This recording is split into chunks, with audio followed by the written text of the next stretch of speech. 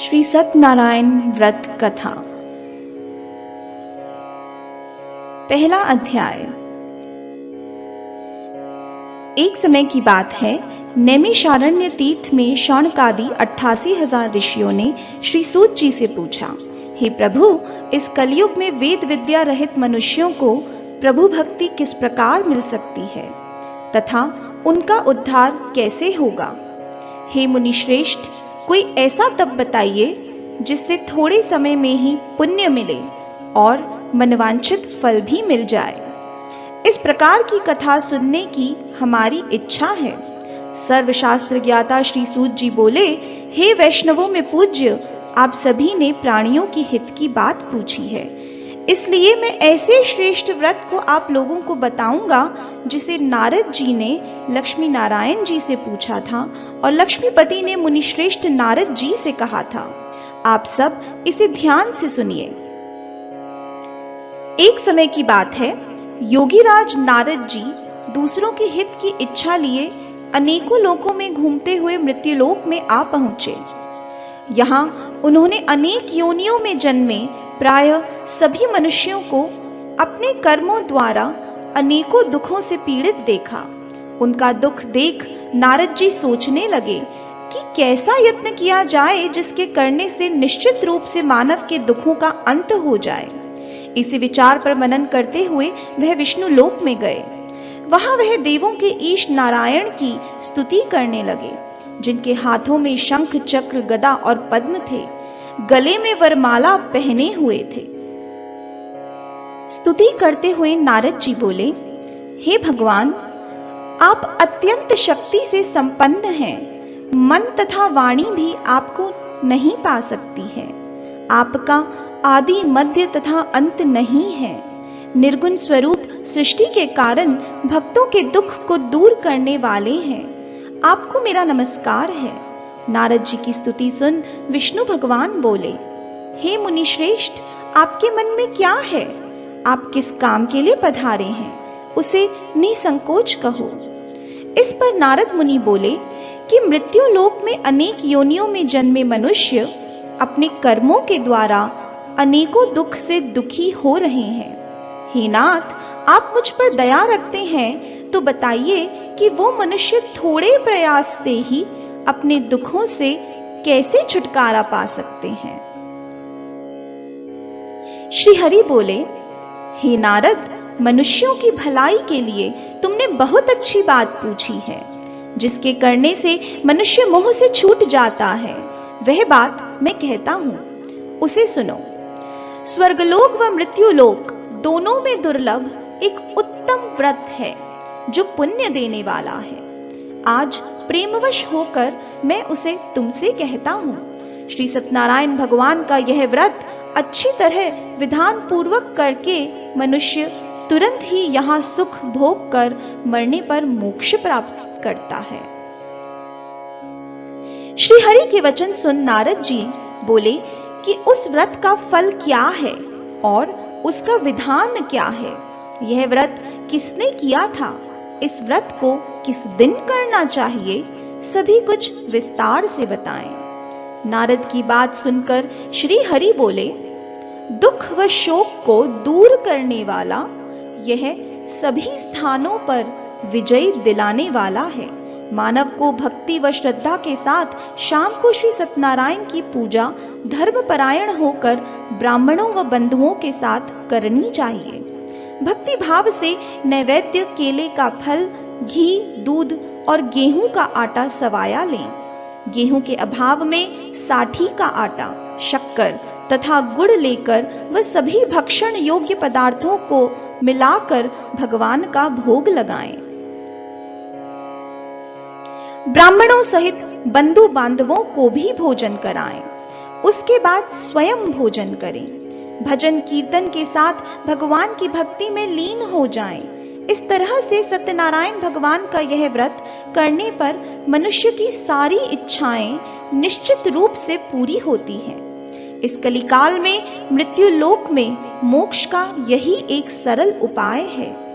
इति श्री सत्यनारायण व्रत कथा प्रथम अध्याय संपूर्ण। श्री सत्यनारायण भगवान की जय। दूसरा अध्याय।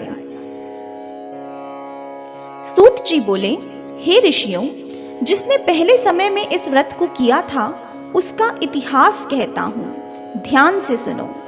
सुंदर काशीपुर नगरी में एक अत्यंत निर्धन ब्राह्मण रहता था। भूख प्यास से परेशान वह धरती पर घूमता रहता था। ब्राह्मणों से प्रेम करने वाले भगवान ने एक दिन ब्राह्मण का वेश धारण कर उसके पास जाकर पूछा, हे विप्र, नित्य दुखी हुआ तुम पृथ्वी पर क्यों घूमते हो? दीन ब्राह्मण बोला, मैं निर्धन ब्राह्मण हूं, भिक्षा के लिए धरती पर घूमता हूं। हे भगवान, यदि आप इसका कोई उपाय जानते हो तो बताइए। वृद्ध ब्राह्मण कहता है कि सत्यनारायण भगवान मनोवांछित फल को देने वाले हैं, इसलिए तुम उनका पूजन करो। इसे करने से मनुष्य सभी दुखों से मुक्त हो जाता है। वृद्ध ब्राह्मण बनकर आए सत्यनारायण भगवान उस निर्धन ब्राह्मण को व्रत का सारा विधान बताकर अंतर्ध्यान हो गए। ब्राह्मण मन ही मन सोचने लगा कि जिस व्रत को वृद्ध ब्राह्मण ने बताया है मैं उसे अवश्य करूंगा। यह निश्चय करने के बाद उसे रात में नींद नहीं आई।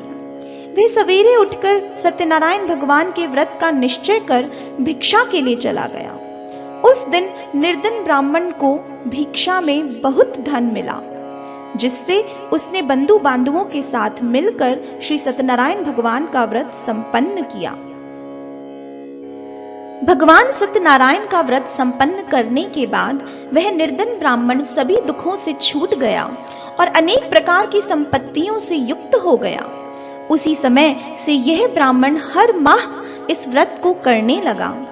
इस तरह से सत्यनारायण भगवान के व्रत को जो मनुष्य करेगा वह सभी प्रकार के पापों को छूटकर मोक्ष को प्राप्त होगा। जो मनुष्य इस व्रत को करेगा वह भी सभी दुखों से मुक्त हो जाएगा।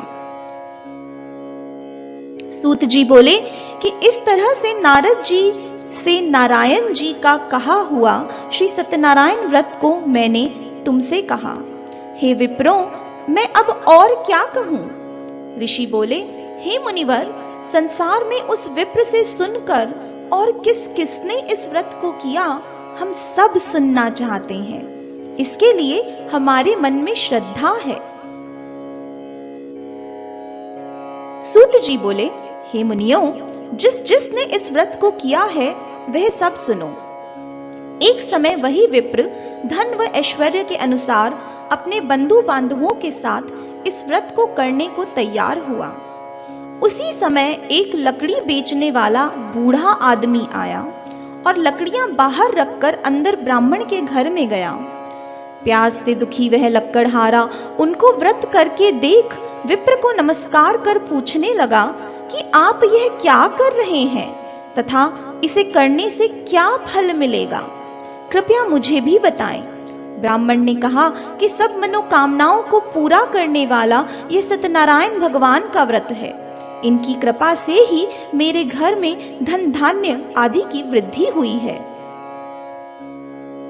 विप्र से सत्यनारायण व्रत के बारे में जानकर लक्कड़हारा बहुत प्रसन्न हुआ। चरणामृत लेकर वह प्रसाद खाने के बाद वह अपने घर गया। लक्कड़हारे ने अपने मन में संकल्प किया कि आज लकड़ी बेचने से जो धन मिलेगा उसी से श्री सत्यनारायण भगवान का उत्तम व्रत करूंगा। मन में इस विचार को ले बूढ़ा आदमी सर पर लकड़ियां रख उस नगर में गया जहां धनवान लोग रहते थे। उस दिन उसे उन लकड़ियों का दाम पहले से चौगुना मिला। बूढ़ा प्रसन्नता से केले, शक्कर, घी, दूध, दही और गेहूं का आटा ले और सत्यनारायण भगवान के व्रत की अन्य सामग्रियां लेकर अपने घर गया। वहां उसने अपने बंधु बांधवों को बुलाकर विधि विधान से श्री सत्यनारायण भगवान का पूजन और व्रत किया। इस व्रत के प्रभाव से बूढ़ा लक्कड़हारा धन पुत्र आदि से युक्त होकर संसार के समस्त सुख भोग अंतकाल में वैकुंठ धाम चला गया। इति श्री सत्यनारायण व्रत कथा द्वितीय अध्याय संपूर्ण। श्री सत्यनारायण भगवान की जय। तीसरा अध्याय। सूत जी बोले, हे श्रेष्ठ मुनियों, अब आगे की कथा कहता हूं। पहले समय में उल्कामुख नाम का एक बुद्धिमान राजा था। वह सत्यवक्ता और जितेंद्रिय था। प्रतिदिन देवस्थानों पर जाता और निर्धनों को धन देकर उनके कष्ट दूर करता था। उसकी पत्नी कमल के समान मुखवाली तथा सती साध्वी थी। भद्रशिला नदी के तट पर उन दोनों ने श्री सत्यनारायण भगवान का व्रत किया। उसी समय साधु नाम का एक वैश्य आया। उसके पास व्यापार करने के लिए बहुत सा धन था। राजा को व्रत करते देखकर वह विनय के साथ पूछने लगा, हे राजन, भक्तिभाव से पूर्ण होकर आप यह क्या कर रहे हैं? मैं सुनने की इच्छा रखता हूं, आप मुझे बताएं। राजा बोला, हे साधु, अपने बंधु बांधवों के साथ पुत्रादि की प्राप्ति के लिए महाशक्तिमान श्री सत्यनारायण भगवान का व्रत व पूजन कर रहा हूं। राजा के वचन सुन साधु आदर से बोला, हे राजन, मुझे इस व्रत का सारा विधान कहिए। आपके कथानुसार मैं भी इस व्रत को करूंगा। मेरे भी संतान नहीं है और इस व्रत को करने से निश्चित रूप से मुझे संतान की प्राप्ति होगी। राजा से व्रत का सारा विधान सुन व्यापार से निवृत्त हो वह अपने घर गया। साधु वैश्य ने अपनी पत्नी को संतान देने वाले इस व्रत का वर्णन कह सुनाया और कहा कि जब मेरी संतान होगी तब मैं इस व्रत को करूंगा। साधु ने इस तरह के वचन अपनी पत्नी लीलावती से कहे। एक दिन लीलावती पति के साथ आनंदित हो सांसारिक धर्म में प्रवृत्त होकर सत्यनारायण भगवान की कृपा से गर्भवती हो गई। 10वें महीने में उसके गर्भ से एक सुंदर कन्या ने जन्म लिया। दिनों दिन वह ऐसे बढ़ने लगी जैसे कि शुक्ल पक्ष का चंद्रमा बढ़ता है। माता पिता ने अपनी कन्या का नाम कलावती रखा। एक दिन लीलावती ने मीठे शब्दों में अपने पति को याद दिलाया कि आपने सत्यनारायण भगवान के जिस व्रत को करने का संकल्प किया था उसे करने का समय आ गया है। आप इस व्रत को करिए। साधु बोला कि हे प्रिय, इस व्रत को मैं उसके विवाह पर करूंगा। इस प्रकार अपनी पत्नी को आश्वासन देकर वह नगर को चला गया। कलावती पिता के गृह में रह वृद्धि को प्राप्त हो गई। साधु ने एक बार नगर में अपनी कन्या को सखियों के साथ देखा तो तुरंत ही दूत को बुलाया और कहा कि मेरी कन्या के योग्य वर देख कर आओ। साधु की बात सुनकर दूत कंचन नगर पहुंचा और वहां देखभाल कर लड़की के लिए सुयोग्य वणिक पुत्र को ले आया। सुयोग्य लड़के को देख साधु ने बंधु बांधवों को बुलाकर अपनी पुत्री का विवाह कर दिया, लेकिन दुर्भाग्यवश तब भी व्रत को करना भूल गया। इस पर श्री भगवान क्रोधित हो गए और श्राप दिया कि तुम्हें दारुण दुख प्राप्त होगा। अपने कार्य में कुशल साधु बनिया जमाई को लेकर समुद्र के पास स्थित रत्नापुर नगर में गया। वहां जाकर ससुर दामाद दोनों मिलकर चंद्रकेतु राजा के नगर में व्यापार करने लगे। एक दिन भगवान सत्यनारायण की माया से 2 चोर राजा का धन चुराकर भाग रहे थे। उसने राजा के सिपाहियों को आते देखा तो चुराया हुआ धन वहां रख दिया जहां साधु अपने जमाई के साथ ठहरा हुआ था। राजा के सिपाहियों ने साधु वैश्य के पास राजा का धन पड़ा देखा तो वह ससुर जमाई दोनों को बांधकर प्रसन्नता से राजा के पास ले गए और कहा कि यह 2 चोर पकड़ कर लाए हैं, आप देखकर आज्ञा दें। राजा की आज्ञा से उन दोनों को कठिन कारावास में डाल दिया गया और उनका सारा धन भी उनसे छीन लिया। श्री सत्यनारायण भगवान के श्राप से साधु की पत्नी भी बहुत दुखी हुई। घर में जो धन रखा था उसे चोर चुरा कर ले गए। शारीरिक व मानसिक पीड़ा व भूख प्यास से अति दुखी हो अन्न की चिंता में कलावती एक ब्राह्मण के घर गई। वहां उसने श्री सत्यनारायण भगवान का व्रत होते देखा, फिर कथा भी सुनी। प्रसाद ग्रहण कर वह रात को घर वापस आई। माता ने कलावती से पूछा कि हे पुत्री, तुम कहां थी? तेरे मन में क्या है? कलावती ने अपनी माता से कहा, हे माता, मैंने एक ब्राह्मण के घर में श्री सत्यनारायण भगवान का व्रत देखा है। कन्या के वचन सुन लीलावती भगवान के पूजन की तैयारी करने लगी। लीलावती ने परिवार व बंधुओं सहित सत्यनारायण भगवान का पूजन किया और उनसे वर मांगा कि मेरे पति तथा जमाई शीघ्र घर आ जाएं। साथ ही यह भी प्रार्थना की कि हम सब का अपराध क्षमा करें। सत्यनारायण भगवान इस व्रत से संतुष्ट हो गए और राजा चंद्रकेतु को स्वप्न में दिखाई दिए और कहा, हे राजन, उन दोनों वैश्यों को छोड़ दो और तुमने उनका जो धन लिया है उसे वापस कर दो। अगर ऐसा नहीं किया तो मैं तुम्हारा धन, राज्य व संतान सभी को नष्ट कर दूंगा। राजा को यह कहकर भगवान अंतर्धान हो गए। प्रातःकाल सभा में राजा ने अपना स्वप्न सुनाया।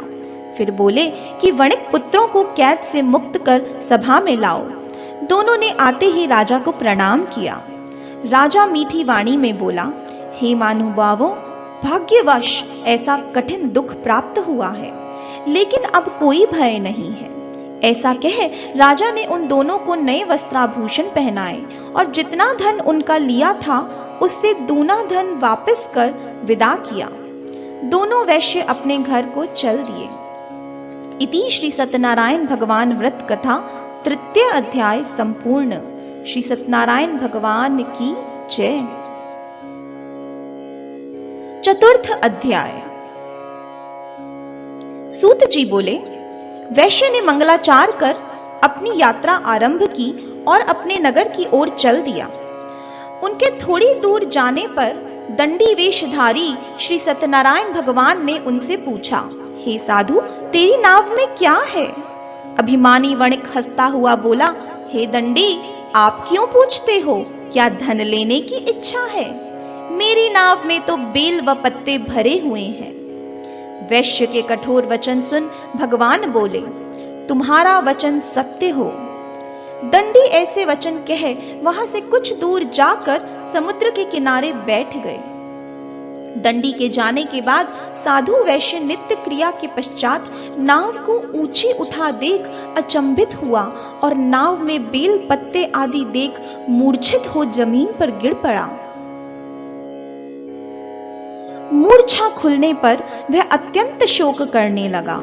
तब उसका दामाद बोला कि आप शोक ना करें, यह दंडी का श्राप है, इसलिए हमें उनकी शरण में जाना चाहिए। दामाद की बात सुनकर वह दंडी के पास पहुंचा और अत्यंत भक्ति भाव से नमस्कार कर बोला, मैंने आपसे जो असत्य वचन कहे थे उनके लिए मुझे क्षमा करें।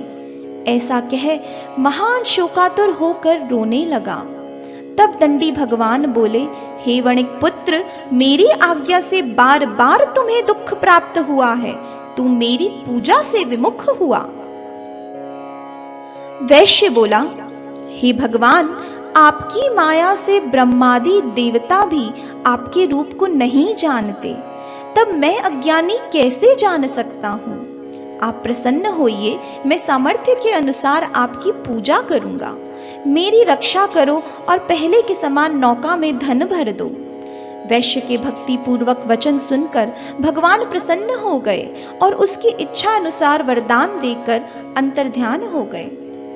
ससुर जमाई जब नाव पर आए तो नाव धन से भरी हुई थी। फिर वहीं अपने अन्य साथियों के साथ सत्यनारायण भगवान का पूजन कर अपने नगर को चल दिए।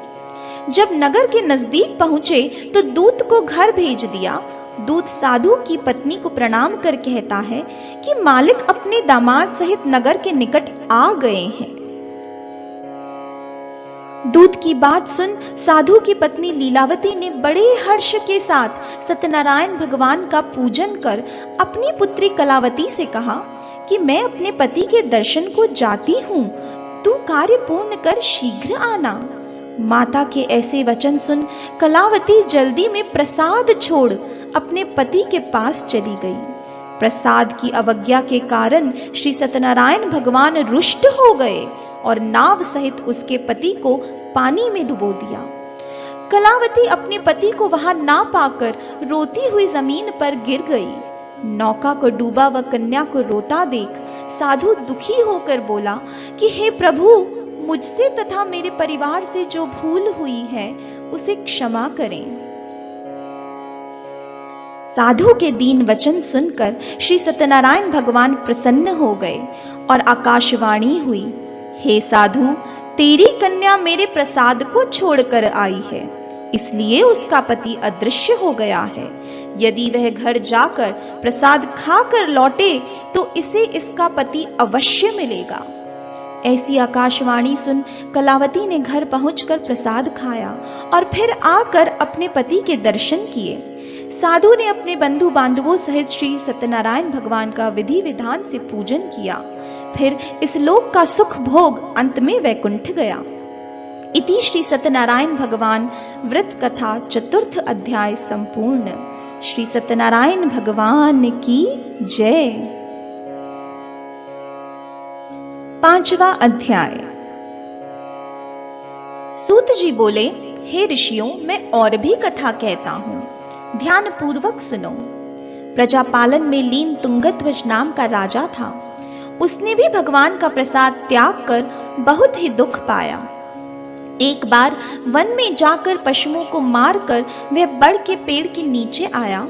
वहां उसने ग्वालों को भक्तिभाव से अपने बंधुओं सहित सत्यनारायण भगवान का पूजन करते देखा। अभिमानवश राजा उन्हें देखकर भी पूजा में नहीं गया और ना ही उसने भगवान को नमस्कार किया। ग्वालों ने राजा का प्रसाद दिया, लेकिन वह प्रसाद को वहीं छोड़ अपने नगर को चला गया। जब वह नगर में पहुंचा तो वहां सब कुछ तहस नहस पाया, तो वह शीघ्र ही समझ गया कि यह सब भगवान ने ही किया है। वह दोबारा ग्वालों के पास पहुंचा और विधि पूर्वक पूजा करके प्रसाद खाया, तो श्री सत्यनारायण भगवान की कृपा से सब कुछ पहले जैसा हो गया। दीर्घ काल तक सुख भोगने के बाद मरणोपरांत स्वर्गलोक गया। जो मनुष्य इस परम दुर्लभ व्रत को करेगा तो भगवान सत्यनारायण की अनुकंपा से उसे धन धान्य की प्राप्ति होगी। निर्धन धनी होता है, संतानहीन को संतान सुख मिलता है और सारे मनोरथ पूर्ण होने पर मानव अंत में वैकुंठ धाम को जाता है। सूत जी बोले, जिन्होंने पहले इस व्रत को किया है, अब उनके दूसरे जन्म की कथा कहता हूं। वृद्ध शतानंद ब्राह्मण ने सुदामा का जन्म लेकर मोक्ष की प्राप्ति की। लक्कड़हारे ने अगले जन्म में निषादराज बनकर श्री राम से मोक्ष पाया। उल्कामुख नाम का राजा दशरथ होकर वैकुंठ को गया। साधु नाम के वैश्य ने मोरध्वज बनकर अपने पुत्र को आरे से चीरकर मोक्ष पाया। महाराज तुंगध्वज ने स्वयंभू होकर भगवान में भक्ति युक्त हो कर्म कर मोक्ष पाया। इति श्री सत्यनारायण व्रत कथा पंचम अध्याय संपूर्ण। श्री सत्यनारायण भगवान की जय। ओम जय लक्ष्मी रमणा स्वामी, जय लक्ष्मी रमणा। सत्यनारायण स्वामी, सत्यनारायण स्वामी, जनपातक हरणा। ओम जय लक्ष्मी रमणा। रतन जड़ित सिंहासन अद्भुत छवि राजे, स्वामी अद्भुत छवि राजे। नारद करत निरंजन, नारद करत निरंजन, घंटा ध्वनि बाजे। ओम जय लक्ष्मी रमणा। प्रगट भई कलि कारण, द्विज को दर्श दियो, स्वामी द्विज को दर्श दियो। बूढ़ो ब्राह्मण बनकर, बूढ़ो ब्राह्मण बनकर, कंचन महल कियो। ओम जय लक्ष्मी रमणा। दुर्बल भील कुठारो जिन पर कृपा करी। स्वामी जिन पर कृपा करी। चंद्रचूड़ एक राजा, चंद्रचूड़ एक राजा, जिनकी विपत्ति हरी। ओम जय लक्ष्मी रमणा। वैश्य मनोरथ पायो, श्रद्धा तज दीनी। स्वामी श्रद्धा तज दीनी। सो फल भोग्यो प्रभु जी, सो फल भोग्यो स्वामी, फिर स्तुति कीनी। ओम जय लक्ष्मी रमणा। भाव भक्ति के कारण छिन छिन रूप धर्यो। स्वामी पल पल रूप धर्यो। श्रद्धा धारण कीनी, श्रद्धा धारण कीनी, तिनको काज सर्यो। ओम जय लक्ष्मी रमणा। ग्वाल बाल संग राजा, वन में भक्ति करी। स्वामी वन में भक्ति करी। मन वांछित फल दीन्यो, मन इच्छा फल दीन्यो, दीन दयाल हरि। ओम जय लक्ष्मी रमणा। चढ़त प्रसाद सवायो, कदली फल मेवा। स्वामी कदली फल मेवा। धूप दीप तुलसी से, धूप दीप तुलसी से, राजी सत्य देवा। ओम जय लक्ष्मी रमणा। श्री सत्यनारायण स्वामी की आरती जो कोई नर गाए। स्वामी प्रेम सहित गाए। कहत शिवानंद स्वामी, कहत भोलानंद स्वामी, मन वांछित फल पावे। ओम जय लक्ष्मी रमणा। जय लक्ष्मी रमणा। स्वामी श्री लक्ष्मी रमणा। सत्यनारायण स्वामी, सत्यनारायण स्वामी, जनपातक हरणा।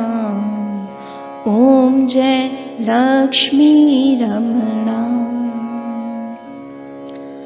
बोलो श्री सत्यदेव भगवान की जय।